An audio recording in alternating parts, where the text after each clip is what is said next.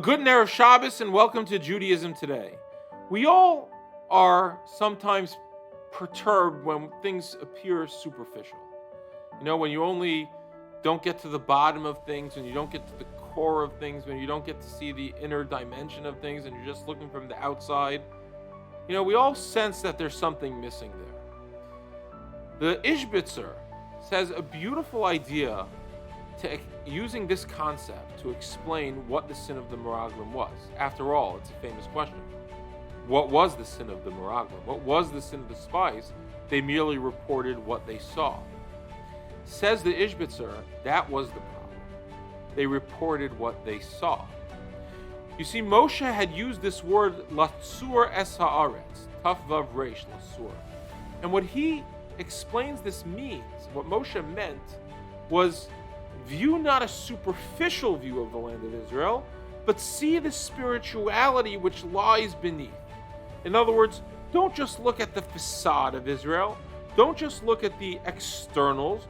Don't see, as the spies reported in Eretz Ochelas Yoshveha, what was going on, the challenges, but see beneath the surface. And beneath the surface, Eretz Yisrael is the holiest place on earth. It's the place that we're connected to HaKadosh Baruch Hu. It's the place that Hashem Shechina, His divine presence, resides. And the Meraglim got stuck. They got stuck in viewing Eretz Yisrael, the land of Israel, through a superficial lens. And they couldn't see beneath the surface to see what Eretz Yisrael was really all about. And that was their sin. The Ishbitzer continues and he says, the same is true in Torah. You could look at the Torah and see a potpourri of laws, a slew of laws that are just this legalistic framework that deal with minutia and details. But our mission as Jews is really to see beneath it, to see beneath the surface, and not only to understand the laws, but recognize the holiness and spirituality which they conceal, or which are hidden beneath the surface. We can't approach Torah just with an external, superficial lens, but we have to have the probing, penetrating lens of what is Hashem saying to us? How does this help us connect to Hashem? How does this elevate the world? Don't view them as onerous, burdensome laws, but as modalities of connection. And to take us into Shabbos, I would add, this is the whole point of Shabbos.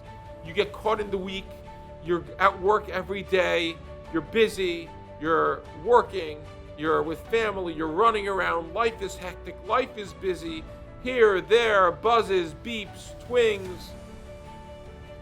And comes Shabbos, and Shabbos says, yeah, that's the world, but that's only the outside. There's an inner beauty to the world. There's an inner spirituality. It's me'ein olam haba. There's an element of the world to come in this world. There's much deeper connection. What the spies teach us, really, according to the Ishbitzer, is a profound lesson for our perspective on Shabbos. That Shabbos gives us the right glasses by which to view the world.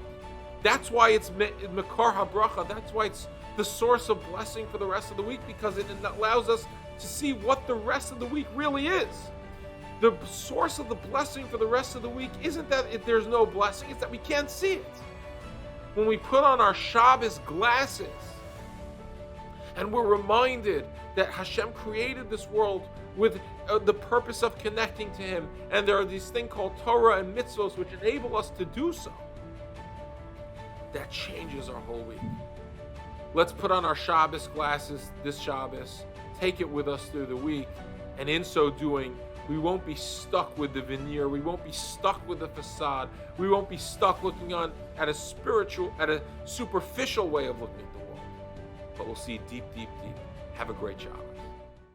I hope you enjoyed that episode of Judaism Today.